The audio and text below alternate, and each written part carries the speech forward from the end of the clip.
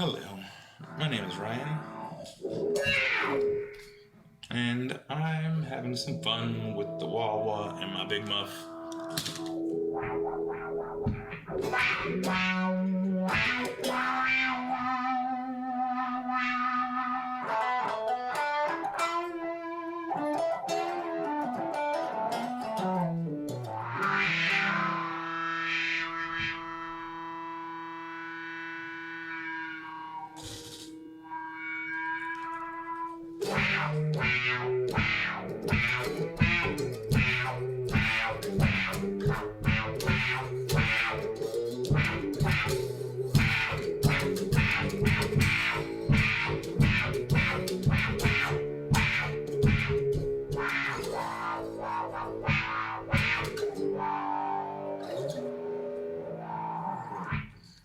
It's just fun. Sometimes you have to play with the wah. Anyways.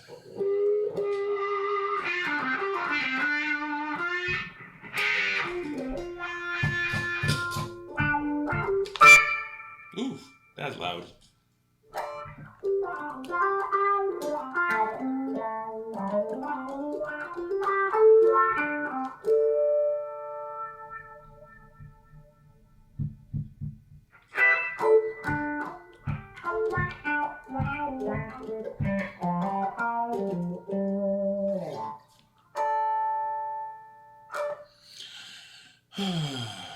Yeah, interesting day.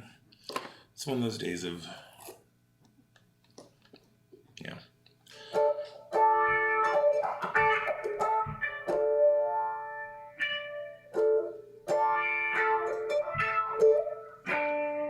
Bear with, I'm trying to get there talking about it, because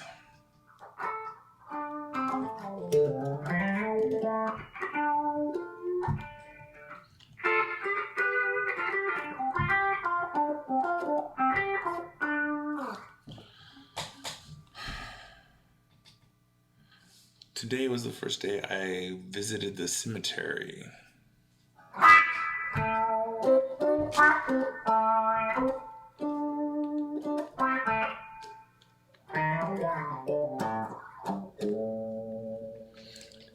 And when I say the first time I visited the cemetery, last time I was there was June 6th, 2006.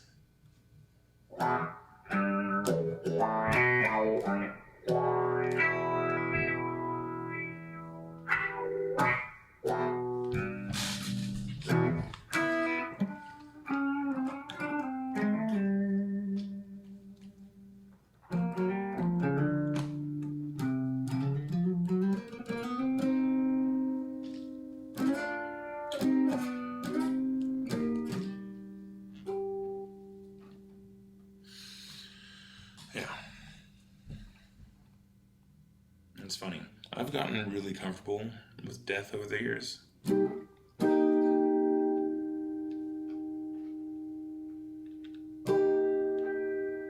Oh, interesting.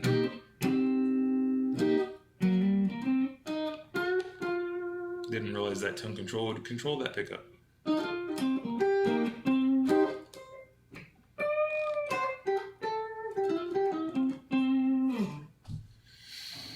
Anyways, yeah, it's been one of those things, like, I was reflecting about my relationship with death today.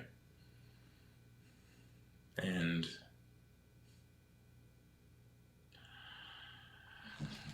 I guess, like, the best thing to sum it up would be this little guy. And it's always been around me, just kind of like, man. There's the reason why I went with the face palm.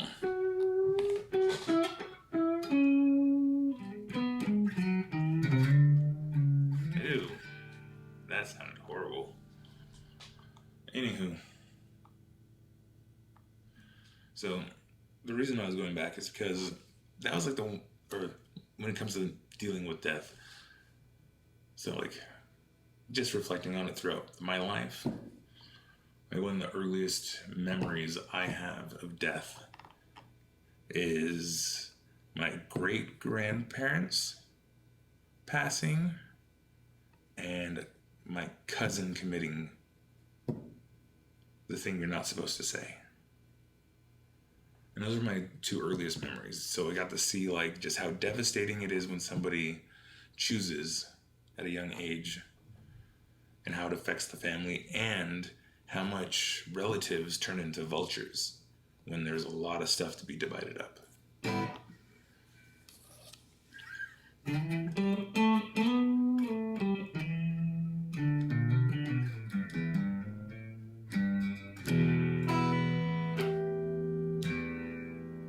And fast forward to when I think I was like 10 or 11, my grandfather passing. And that's when it's like, you know, when your grandparents pass, you get that idea of like, that's an appropriate age. It seems, he passed in his sleep. It's all good. But he was 62.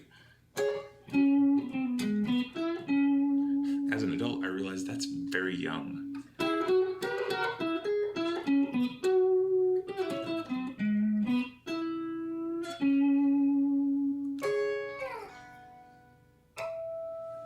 Anyways, fast forward later on in life. Just a little bit. It's like, because then from grandparent, it's first grandparent, or my grandmother passing in like early 70s. That was kind of annoying. You know, that's one of those situations where you don't really have control because it's like micro strokes after micro strokes. In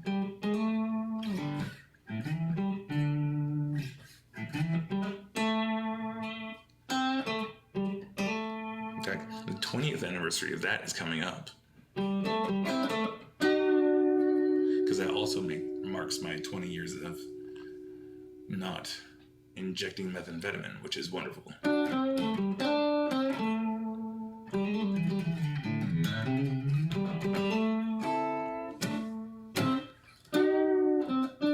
word it that way not to offend the people who need to rely on structures to come over their addictions. I'm not saying it's a bad thing. But I don't know, when it comes down to dealing with the things that are troubling you, learning how to deal with it on your own to a certain degree, I'm not saying don't reach out for help, because like I wouldn't be here if it wasn't for help.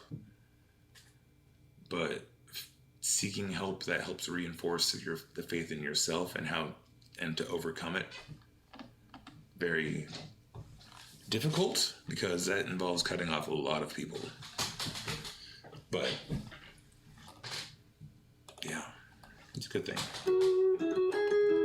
as I tell myself.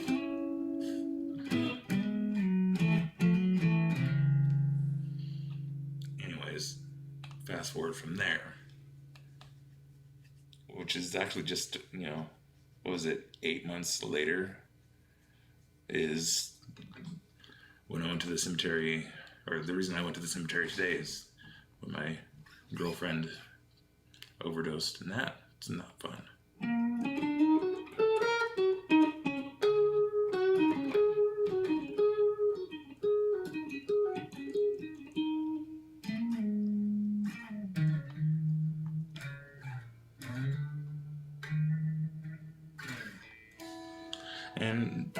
And that's when I started really not appreciating death rituals.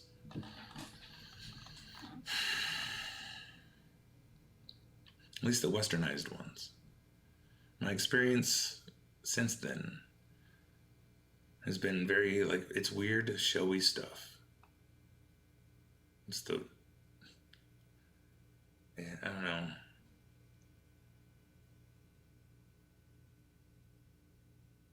But that one, that was hard to get over.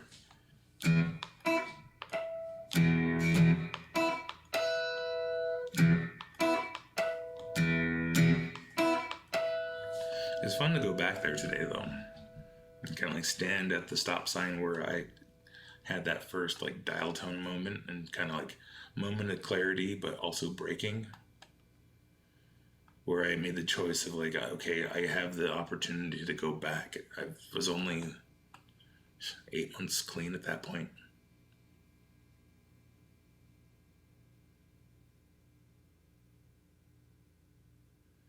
I'm grateful I didn't.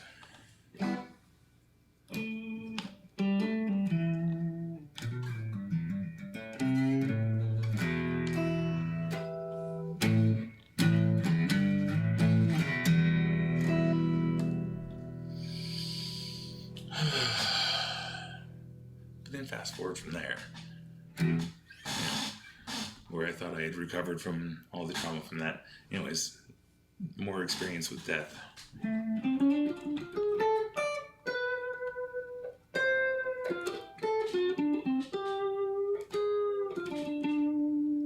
And this is where it dates and things and get funny. Because my mom passed.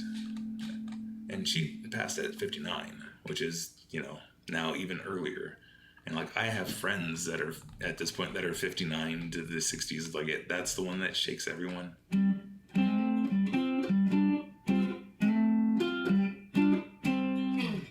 But also really helped reinforce that the way that at least my family handles death is exceptionally toxic. Like, oh my goodness.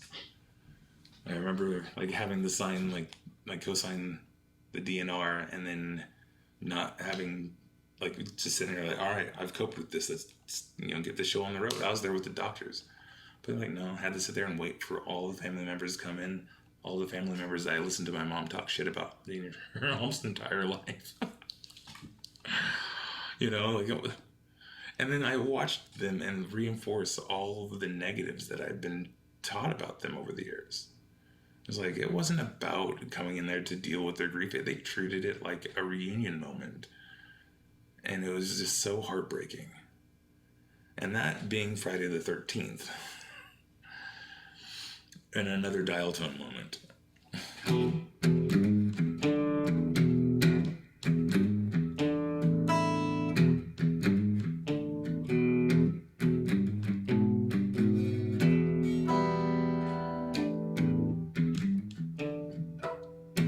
Another one where there's like the celebration of life. That was just watching them all like showboat. Like the best person there was the priest. Like he ended up inadvertently causing so much healing for me because he addressed the crowd and said like the worst thing you can tell to somebody who's grieving is I'm sorry. So many people go to that statement. Now I understand. There's a lot of people that just don't have the vocabulary. In fact, I got scolded by a friend recently about, saying like, trying to get this point across. Because it more came off as arrogance. But like, this is more my experience. Because I remember back in 2006, the amount of times I was told I was sorry. Because it's like, when your girlfriend of 5 years ends up accidentally overdosing at 30, and it's just like, that's young and that's tragic, and nobody knows how to respond. And the first thing out of everybody's mouth as every interaction, I can't even remember an interaction with somebody the first like 3 months that didn't start with I'm so sorry. And it caused so much bitterness. And so, because it's like, at the heart of it, I'm sorry is more, I'm grieving for you. I can't understand it, but it's also coming from a place of pity. And it starts feeling that way, at least. So when the priest was saying, like, the best thing to do is say, like, my condolences, how may I help? Is there anything I can do for you? Because, yeah, people who are grieving are going through they're going through the ringer. I mean, I personally, between my mom's passing and the celebration of life, lost 80 pounds.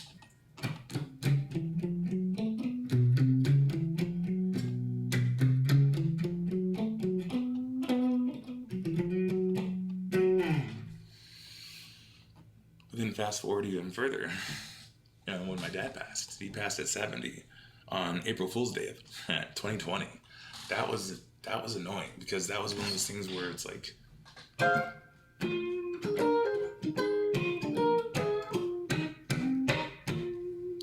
because your hands are kind of tied because there's COVID, lockdowns, and there's so much craziness, and like So I ended up doing nothing. Because, like, by that time, I'm very much cold. And I also don't know anyone. Like, I don't know any of my dad's friends. I don't, like, you know? So, just let it be. And I ain't gonna lie.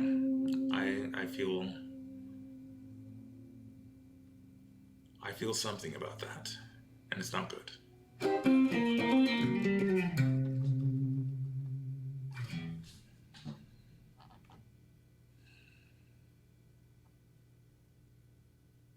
It's not necessarily bad. It's just more of like a clearly engages radical acceptance.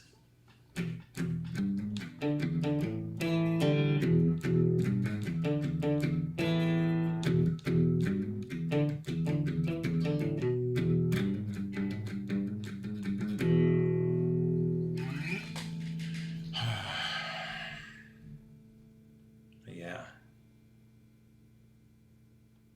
Death is a funny thing.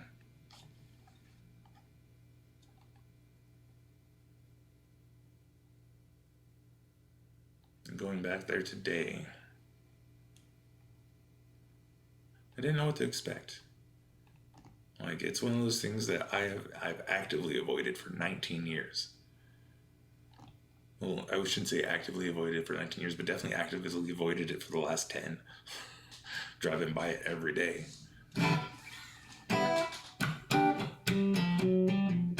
I'm glad that I went there. Now, did I have any sort of epiphany or anything like that? No. It just allowed me to reflect on it a bit more. Reconcile some memories that didn't quite jive, you know?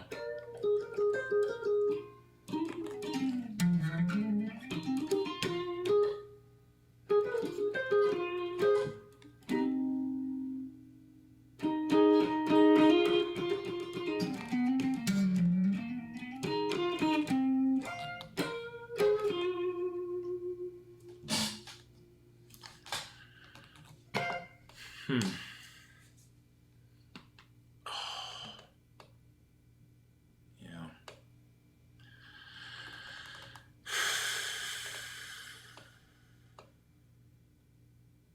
And it's funny, with all the family member deaths, like there's a few other ones, but they weren't as close.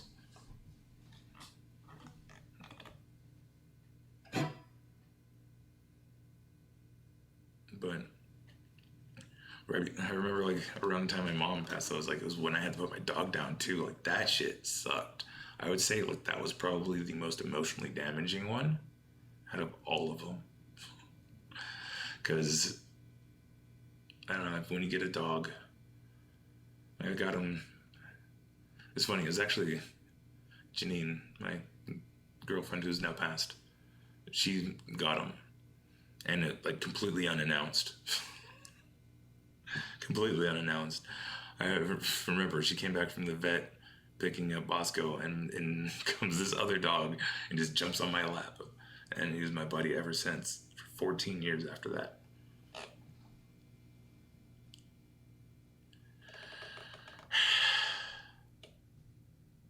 Oh, so grateful for that. Just to have the experience, you know? There's like so much trauma wrapped around it.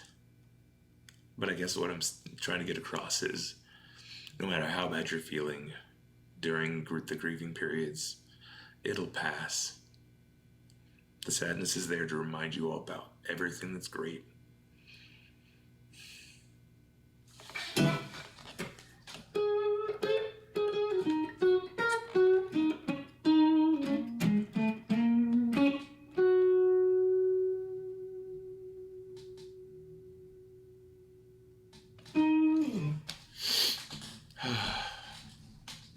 Yeah, he's a good dog.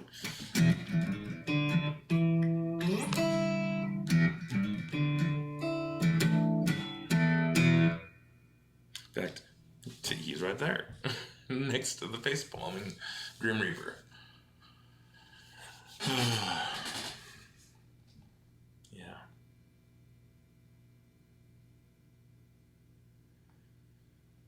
But yeah, it's weird when you get a dog and that ends up, like, especially when you get a dog when you're in the midst of drug addiction and go through all the traumas of going from, like, the depths of that to reclaiming your life, family, kids, house, all that shit.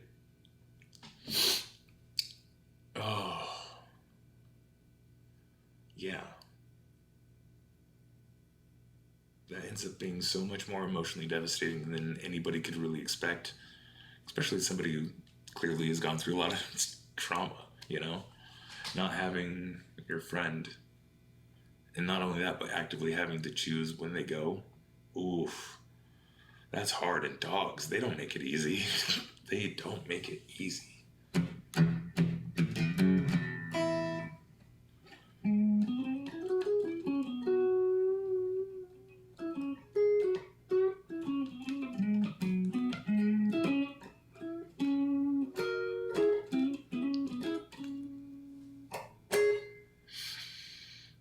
They're always just like so like ready to go until the end. Like they can be completely broken. Astonishing sources of positivity.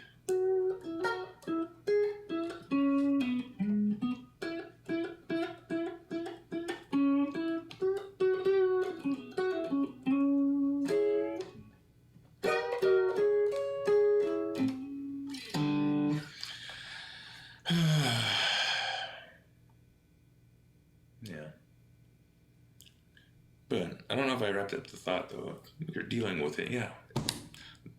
It'll pass.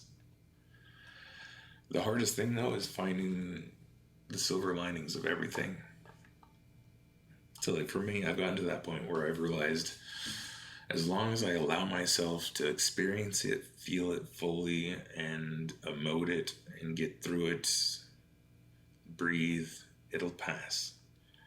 Usually the breathing part, like that's where that whole mindfulness and meditation comes in. The more you just allow yourself to breathe and not think, just check into your body, the more the silver linings show up. And I ain't gonna lie, it takes time. Oh my goodness. But no, it totally gets better.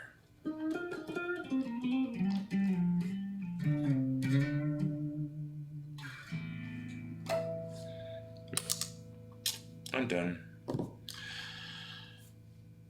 If you're watching at this point, thank you. I appreciate you. Like, subscribe, all that jazz. I hope you all have a great day.